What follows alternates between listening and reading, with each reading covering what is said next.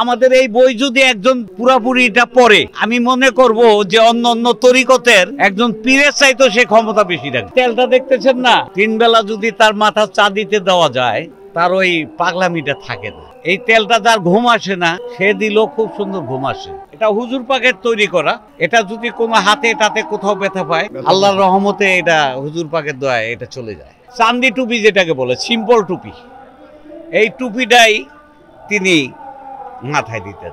আমাদের এই বই যদি একজন পুরাপুরি এটা পড়ে, আমি মনে করব যে অন্য অন্য তরিকতের একজন পীরের চাইতো সে ক্ষমতা বেশি রাখে, যদি বইগুলো পড়ে, যদি এই আমলগুলো সে ঠিক মতো পালন করে। অনেক পিসাব আছে তো, তাদের মুরিদরা নামাজ কালাম পড়ে, তাই এখানে নামাজ কালাম জিকির আজকার ছাড়া কোনো কিছু নাই, কোনো গান বাজনা নাই, ঢোল নাই, ই নাই। এই শুনতেছেন মাইকে ওয়াজ হচ্ছে, রহমতের ভান্ডার।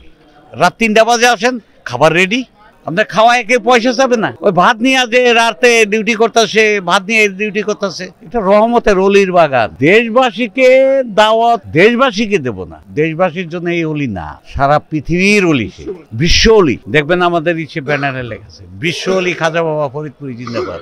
আর দরবারটার নাম কি? বিশ্ব জাকের মঞ্জিল। দেশবাসীকে কি বলবো, তো সারা বিশ্বের তামাম দুনিয়ার অলি আল্লাহ সর্দার। অলি আল্লাহরা খোদা না, খোদার থেকে জুদা না। আমার হুজুর কেবলাজানকে কত মানুষ কত খারাপ কথা বলে। হুজুর বলে যে বাবা দয়াল নবীকে তো মাইরা দন্ত মোবারক ভেঙে দিছে, আমাকে তো এখনো কেউ মারতেই আসে নাই।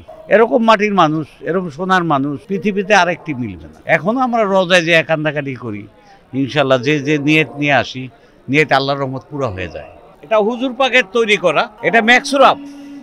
এটা যদি কোনো হাতে টাতে কোথাও ব্যথা পায়, ওই আগে সেক দিয়া পরে এটা মাইকা সেক দিলে আল্লাহর রহমতে এটা হুজুর পাকের দয়ায় এটা চলে যায়। আর ওই যে তেলটা দেখতেছেন না, এই তেলটা আপনার যত বড় পাগলই হোক, 3 বেলা যদি তার মাথা চা দিতে দেওয়া যায়, তার ওই পাগলামিটা থাকে না। এই তেলটা যার ঘুম আসে না, সে দিলেও খুব সুন্দর ঘুম আসে। এটা অতি মূল্যবান। এটা যদি কোনো ল্যাবরেটরি তৈরি করত, কোনো মেডিসিন এসে তৈরি করতো, তা এটার মূল্য অনেক হইতো। এটার মূল্য মাত্র আমরা 60 টাকা, ওই যা খরচ যায় তাই নেই।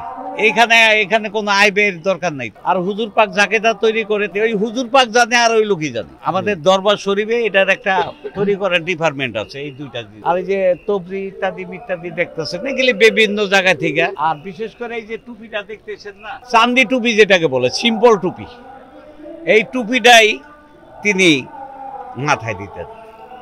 এখানে কোনো কিছু নাই, এই যে সিম্পল টুপিটা দেখতেছেন, এই টুপিটাই মাথায় দিতেন। একটা পাঞ্জাবি, একটা লুঙ্গি, আর ভিতরে একটা গেঞ্জি।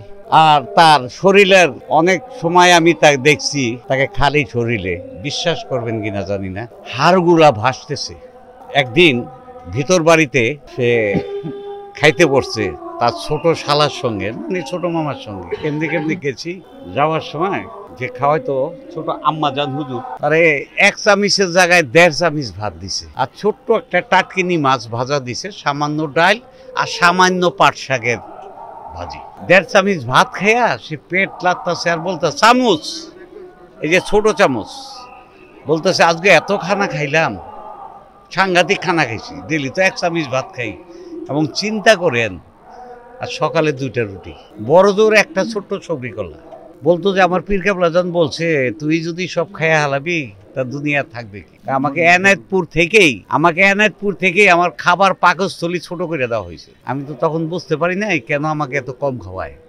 এনায়েতপুরে কাজও বেশি করতাম, সবই বেশি করতাম, কিন্তু আমাকে যখন বাসনে, আমাদের দেখছেন তো আমাদের সব মাটির বাসন, ওই এনায়েতপুরেও মাটির বাসন।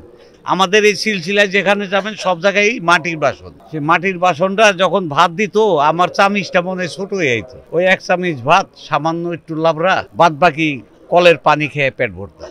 তাকে তার পীর যে শিক্ষা দিয়ে গেছে, আমরা কিন্তু অনেকেই আছি এই পীর কেবলাজানের শিক্ষা অনুযায়ী চলি না।